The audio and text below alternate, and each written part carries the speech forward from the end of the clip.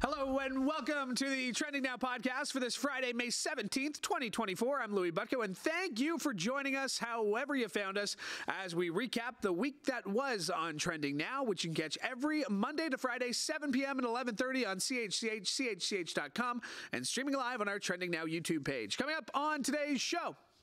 After 3 long weeks, the criminal trial of former President Donald Trump is nearing the end as star witness Michael Cohen continues his testimony next week after the prosecution announces he will be their final witness. What comes next? Our Trending Now host Nicole Martin joins us with more. Remembering Darren Dutchyshen, the longtime TSN sports anchor, passed away this week at the age of 57. And world #1 golfer Scottie Scheffler has a day for the ages after being arrested and charged following an incident at the golf club that's hosting the PGA Championship. Well, he goes out and shoots a 5-under to sit near the top of the leaderboard. Heading into the weekend, we'll get into all of that. Emily Tayler's going to start by. Emily Martin was somebody I went to school with, actually. So a little shout out Emily Martin, hey, who I went to elementary school with. Nicole Martin, Emily Tayler are going to be my guests on today's show. A little bit different, a little bit frantic, and let's just talk about that. I mean, what a day. Yeah. With so much happening, and I know this show's trending now, and we talk about it all the time. And the challenge of this show is like putting together these packs where we get to tell as much information as the time gets closer and closer to 7 o'clock. But from 7 a.m., we kind of knew what one of our trending stories is going to be. And then, Diddy comes out, and Trump trial was luckily a day off today. Like, today was one of those TGIF I know. days. We've been looking at the rundown for our show, and it's changed like every hour, I feel, of the day. But yeah, the Diddy story is wild. Trump still, even though you mentioned court doesn't even sit today, because he did get the day off for his son's graduation. Which the conservative media went pretty nuts about. That like this judge is not going to even let him go see his son graduate. Which turned out to be like so not true. And here we go. I made the joke that someone is going to have to point out to who Barron is when he crosses the stage. You don't need to point him out. He's so tall. So tall. I couldn't get over it. The Trump trial, though, pretty big week with Michael Cohen sitting for testimony. What did you take away from how this week played out? It was so interesting to talk with legal analysts this week about Michael Cohen's testimony and how different it was from Stormy Daniels. Like, we talked about that last week. She was fiery. She came out with all the dirty details of her affair with Trump. Cohen was super calm, very calm, cool. Even when the prosecution was walking him through the questioning, obviously that's going to be a lot easier than cross-examination. But cross-examination, whoa, Todd Blanche, Trump's attorney, came at him guns a-blazing, but he was still very calm, cool, and collected. But they're doing everything they can to chip away at his credibility. And we know the guy has lied. He's lied a lot. Cohen has lied a lot. He's gone to jail for it. Yeah. And yesterday was kind of the tipping point. When you've got like CNN anchor Anderson Cooper being like, I don't know. He was sitting in there and they caught him in a lie. Was it a huge one? We'll have to see what the jury made of it. But essentially, it all comes back to these 2016 phone calls. And Michael Cohen testified just a few days prior that one of these calls in 2016 to Donald Trump's bodyguard was so that he could talk to Trump about the Stormy Daniels deal. It turns out Michael Cohen, and God knows how this all came to be, was being harassed by a 14-year-old online or through his text messaging. I don't know. And so he was calling Trump's bodyguard about that. And so they said, okay, you lied. You straight up lied. So how much of these phone calls from 2016 can you truly remember? And that's really at the heart. He's the only witness that can directly tie Trump to knowing that these payments to him were reimbursements for Stormy Daniels payments. Well, these charges, they had to go literally check by check, right? There are 14 checks or 12 checks, whatever it is, but that's the same number of charges that he's facing when it comes to fraudulent documents. Yeah, he's got like 34 counts in his indictment. But yeah, the checks were very interesting because it wasn't just $130,000 that he was paid. It was like $420,000 that he paid. And this is while Trump was president. So these checks were being written possibly in the Oval Office. Which is one of the defense arguments, was that Trump was signing so many things, so many checks in the White House. How can he be expected to know which check is for what? Trump tried to downplay, like Trump's defense is trying to downplay that Michael Cohen acted alone, that, you know, he set up these payment plans on his own accord. And, you know, everything people know about Donald Trump and the way he does his business, you know, his books, I'm sure, talk about having to micromanage everything. It's almost unbelievable. And that's sort of what I think the prosecution is trying to get to, is to say that, you know, if Trump didn't know this was happening, then that's a terrible defense. But that's kind of what they're going with. Exactly. Yeah, his hands were absolutely in everything. The other big thing that Trump's defense is doing a pretty good job at is looking at Cohen and how much he hates Trump. So you have this Michael Cohen in court that is calm, cool, and collected, and then you have the Michael Cohen online. There he is. Hey, Michael Cohen. Looking sad. Yeah, looking super sad. So, but you hear him online on his podcast, on his TikTok account. It's like mind-boggling watching some of the videos. I mean, so much profanity, and then they're trying to show like this Michael Cohen you're seeing in court is not the Michael Cohen out in the world, but he's trying to say he was trying to make some money. And that's what Todd Blanche is trying to do, right? Yes. Todd Blanche is trying to get under his skin, that being Donald Trump's defense lawyer. In motive, like you hate him. You have said you want to see the guy in jail. So you've lied before. Are you lying now just to have your dreams come true? People had thought, I'd read that people found it weird that Todd Blanche, the first question he has to ask Michael Cohen, he says, "We've never met before, have we?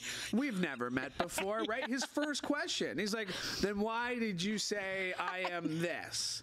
And what do you call? Can we swear on this? Are we allowed to say for it. That he called him a little shit online? A little shit, yeah. And so again, you're saying what? Like, and yes, he did say that. Immediately objected and sustained. Yeah, yes, he did say. Yeah, that sounds like something I would say. He used that a lot, though. He used that a lot. Because the very next one, I mean, he called.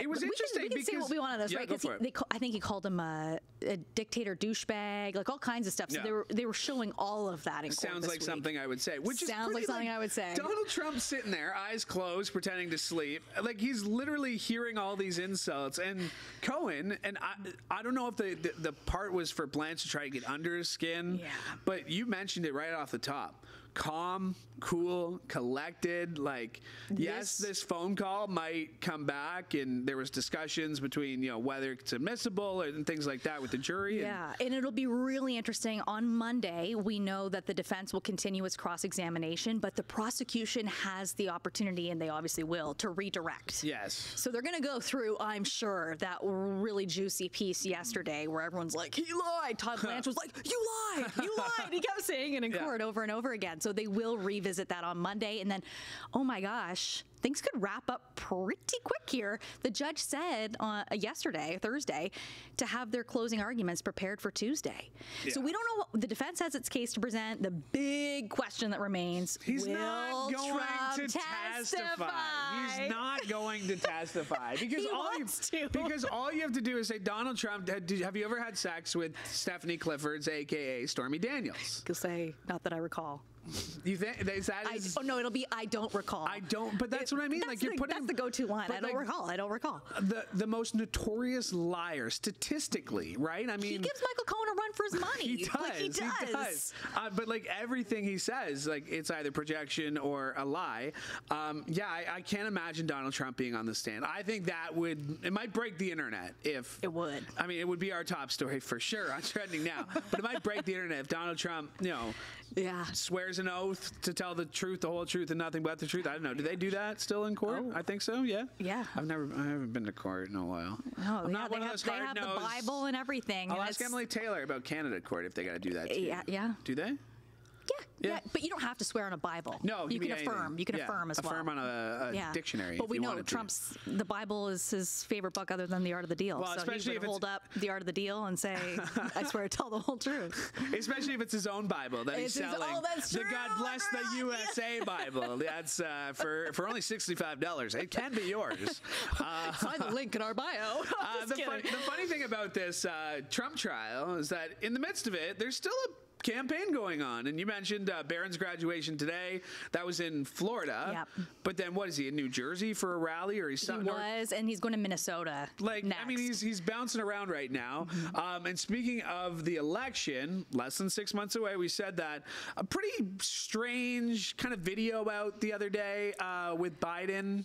You know, like, you want to go? Like, you want to do this? Let's do this. Let's have a debate. Do it, pal. And then Fast and Furious. They're like 2 debates here, and then let's go. I know, and it actually kind of surprised me that Trump agreed to the CNN debate, because he obviously has had a lot to say about CNN. Yeah. So that one's coming up in June, and then the September one's on ABC. But yeah, what? The back and forth online too? Yeah. Going at each other. But Biden's video...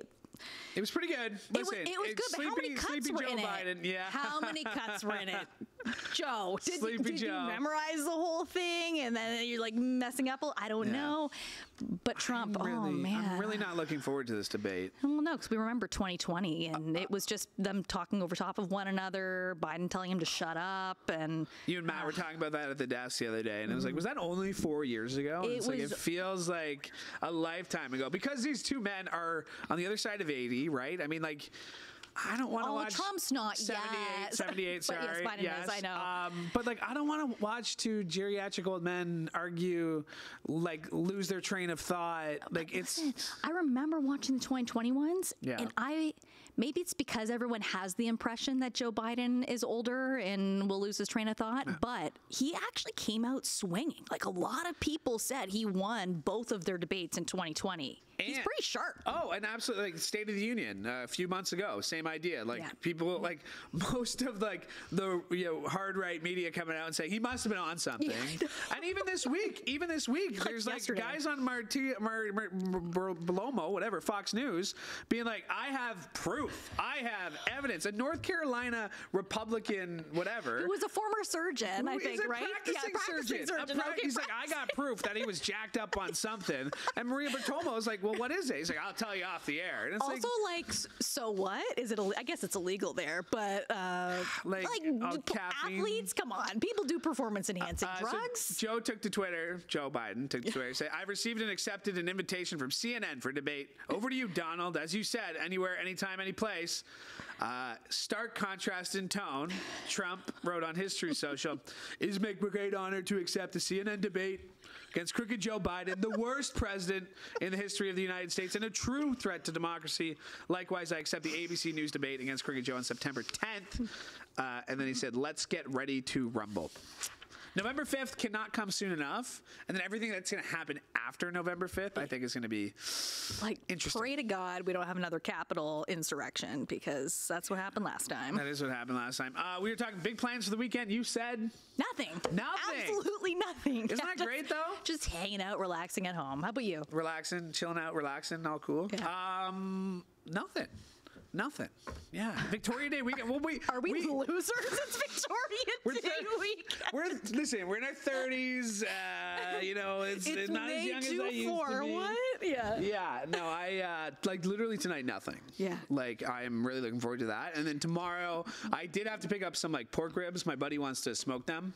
So I had to pick those up, and I'm going to bring them over, and he's going to do all the work. But I had to buy them. So some fireworks, maybe. Yeah, we'll see what happens. Yeah, the Forge FC plays tomorrow. I might go to Tie Cats. We'll see what happens. It's a Saturday. I love it. Enjoy your weekend. Thank you. We'll see you at 7 o'clock. I'll be sticking around. I'll be sticking around for that one. Some news, trending news here in Canada, where the Alberta wildfires continue as an early start to the wildfire season heats up. Residents in Fort McMurray reliving a bad nightmare. Thousands of people forced to flee as a fierce wildfire will likely be out of their home for days. As, like you said, the Western wildfire season starts early. Now, roughly 6,600 residents have been told to leave their homes in Fort McMurray while the rest of the city remains on evacuation alert. About 10 millimeters of rain fell overnight on the wildfire that's threatening the oil sands hub city. The province's wildfire service says more rain is also in the forecast. The fire is still classified as out of control and continues to burn 5.5 kilometers from the landfill just south of the city and 4.5 kilometers from the major intersection of Highway 63 and Highway 881. Meanwhile, in Fort Nelson, BC, The northern community of about 4,700 people has been evacuated for a week, and a fire near Cranberry Portage has forced out about 500 residents. That's in Manitoba. The BC Wildfire Service says there's an isolated risk of thunderstorms in the Fort Nelson area where recent rain has dampened wildfire activity, and conditions remain favorable as crews battle the Parker Lake fire that's burning outside Fort Nelson. But the service also says the recent rain isn't enough to offset the persistent drought in the region. The latest update from the service says fuels are beginning to dry out heading into the weekend. Elsewhere, videos posted on social media show what appear to be multiple homes destroyed by the wildfire outside Fort Nelson. Facebook videos include scenes of large structures reduced to ash and twisted metal, as well as scorched vehicles. Rob Fraser, the mayor of the Northern Rockies Regional Municipality, which includes Fort Nelson, has said fire damaged some structures on rural properties outside the town and that emergency staff were working to contact the owners. Sad news in the world of sports this week. He's being remembered as a magnetic storyteller and a fun presence to be around. The sports world bids farewell to TSN's Darren Dutchyshen after the network says the longtime broadcaster died at the age of 57. TSN released a statement saying, in part, Darren Dutchyshen was a legend of Canadian sports broadcasting, a great teammate, and an essential part of TSN for the last 3 decades. Now, the cause of death wasn't given, but Dutchyshen's family said that he passed as he was surrounded by his closest loved ones.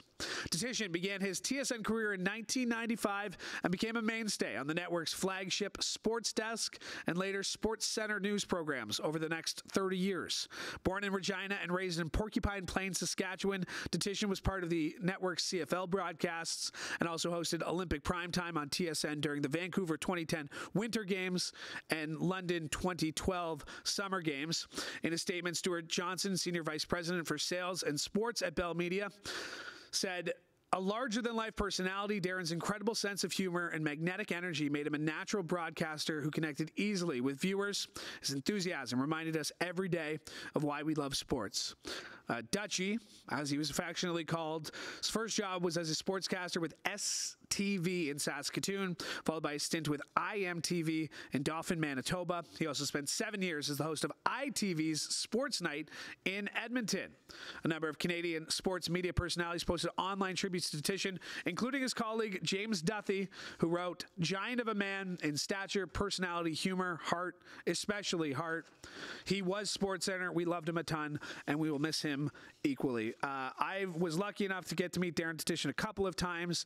When I was a college kid, I had an assignment that I needed to do, and me wanting any opportunity to go to TSN, reached out to a bunch of people. Darren Dutchyshen said, yeah, come on down, and he gave me a tour, and we sat down for about half an hour, and I think our Don Janescu, one of our producers here, put it really well, where he said that, you know, all the tributes we're hearing about Dutchyshen are almost identical in just the sense that you talk about what a genuine person he was, how much he loved his job and what he loved to do. I saw him at the Grey Cup just a few months ago, and our thoughts go out to his friends and family. Some other weird news in the sports world today, where Scottie Scheffler arrived to the first tee at the Valhalla Golf Club to a rousing ovation. But hours earlier, a much different story after he was detained by police and taken away in handcuffs. Now, the arrest, unrelated to a fatal accident that involved a pedestrian and shuttle bus earlier this morning that caused the second round to be delayed by more than an hour. Now, Jeff Darlington witnessed and filmed the arrest and said Scheffler was trying to gain access to the course when he drove in the opposite lane to avoid the heavy traffic caused by the earlier accident. But according to Louisville Metro Police Department report, Scheffler, quote, refused to comply and accelerated forward, dragging a detective to the ground, causing injuries to his wrist and knees. My favorite line about this arrest in the report was that Sergeant Gillis, Detective Gillis, he was the police officer who was the one hit by the car, his uniform pants, valued at $80, were ruined beyond repair. That's the last line of the arresting report, which I just thought was pretty funny. Scheffler posted a statement on Instagram saying it was a very chaotic situation considering the tragic accident that had occurred earlier. It was a big misunderstanding. What I thought I was being asked to do, I never intended to disregard any of the instructions.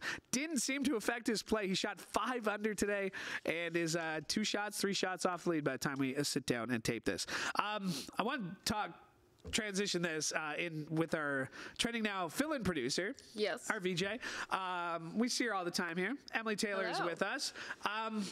Emily Tayler, like, sometimes when you're asked to do things that's not your regular job around here, it's like, okay, cool, like, that's something different. Today was one of those days where it was like, oh, and this, and this, and this. And, like, to the point where, like, Diddy comes out at 4, like, the Diddy stuff comes out at 4 p.m. We haven't even gotten to it on this show. It's been a very busy day. Happy Friday, by the way. Happy Friday. We made it. Barely. In which would be a long weekend for many people. Will not be for us, but for many others. We're going to celebrate with a barbecue, though, here. That we are. Even though it was originally a coworker returning barbecue / Victoria Day. Now it's just a Victoria Day potluck, but we're still going to have some fun. Chantel's going to fire up the barbecue is what I've been told. Exciting. Yeah, that's she said that she was voluntold, and I said I could do it for her, but if she really wants to. I thought it was going to be you, so you've been pushing this. I don't do much else around here. The least I can do is fire up the barbecue. No, you're doing plenty for us today with both the Scottie Scheffler story and also our regular sports and our podcast. It's a big Friday. And it is a big podcast. Yeah. This Diddy video, it's one thing to see it in writing, this complaint, this civil suit that was settled in November. Yeah, in a day in November. The video comes out today. Pretty damning video for anyone to see. Yeah. It's very shocking to see. You're entirely right. All of these allegations were things laid out by Cassie Ventura, his ex-girlfriend, but to see it actually take place is a very different thing. I know we were watching as it first came out and all of us gasped and then had to have a conversation of what do we show? Do we show the whole thing? It's a very shocking video where you can see just how violent Diddy appears to be. I know it's not funny. We're not joking, but he was wearing a towel the whole time. That was the towel element, staying on was pretty impressive. I mean, he was literally running down the hallway. Towel stayed on though.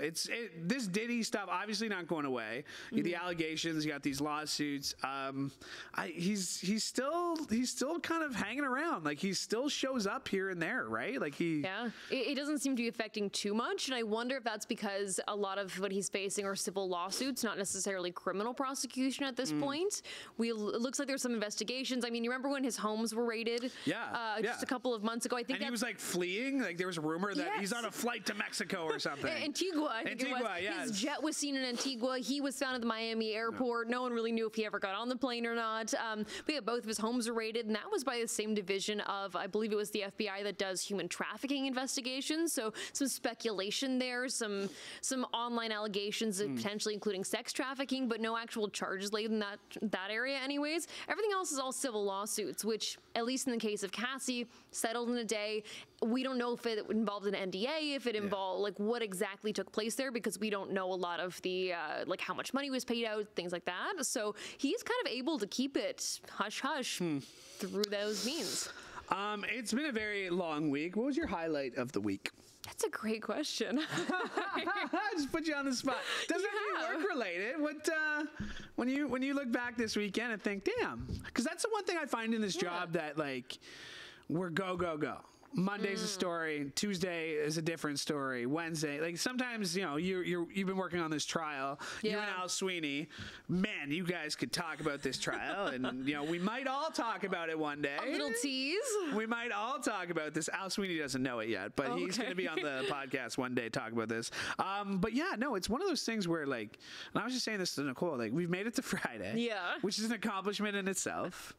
But yeah, when you look back on the week, it's just like, man, like here we are, middle of May. Like nothing really jumps out though, does it? No, well, it's crazy. Like you said, every single day is different. So I couldn't even really tell you what I did on Monday, Tuesday, Wednesday of this week. I'm literally trying to think what stories did I do. I know I was reporting. Yes. Monday was a really great story. I think it was Monday anyways. Was a really great story. There was a new study out from the University of Calgary and the Canadian Cancer Society looking at rates of cancer in Canadians, looking at overall decline, which is I mean, good news all around. Obviously, not perfect, but good. And I got to talk to the organizer of Bright Run, which is right here in Hamilton, and they raised money for Juravinski's cancer ward, and they were really awesome. So that was a really nice story. I really like getting to talk to people who are excited to tell their stories and excited to share. And in this case, the woman I spoke with just really wanted people to go and get tested, right? That's her whole mission. So it was really, really uplifting to talk to her. That's great. Yeah. So Nicole and I were saying that neither of us have huge weekend things going on for Victoria Day. You have to be, you're the younger one here. You have to come save us. What's going on? What are you getting up to? I do have a fun thing. It's not necessarily like a young person fun thing, though, so you might be disappointed in me. Back in August, I bought tickets to a Mervish production in Toronto of Hadestown because it came in, I want to say the summer, and I missed all the dates. It was around when I got my wisdom teeth out, so it just wasn't going to happen for me. And they have a 2-week revival, so I bought tickets months ago, and now Saturday, I'm going to be in Toronto. Dinner reservations. My boyfriend and I are going to go watch Hadestown. Oh, so that's fun. Yeah. So you're making a whole day in Toronto? Yeah. Go train or drive? Go train always. Okay. Yeah. I cannot drive in Toronto. Especially the Gardner. Somebody was telling me the Gardner's all messed up, and I was like, you couldn't pay me to drive to Toronto. No, you could not pay me money to drive to Toronto. Especially, listen, Go train takes a lot of crap, whatever. It's not the fastest train. But you get that $10 deal on weekends. That's true. I forgot about that. Make sure you buy online. I'm here doing that. Saving you money. I know you're very busy, so I appreciate you making the time to be on the show today. Thank you for having me, Louie. You really made it a show, because just one guest, it would have been like, 2 guests, make it a show. Oh, whole show. Thank you. Thanks, Louie. All right, my thanks to Emily Tayler for joining me. My thanks to Nicole Martin as well. Chantal Grillo directed today's show. Thank you, Chantal. Really appreciate it. And you know what? I will barbecue on Monday for you. I won't stick that job on you. Thanks to everybody who made this show possible, and thank you for listening. Make sure you follow all of our Trending Now socials. That includes on X, YouTube, and TikTok. You can find us at Trending Now CHCH. And while you're liking and subscribing, hey, why don't you go ahead and do that to our CHCH podcasts, which you can find wherever you get your favorite podcasts, Spotify. You can watch the episodes on YouTube, or you can go to chch.com/podcasts. On behalf of all of us here at CHCH, we hope you have a healthy and safe Victoria Day weekend. Take care.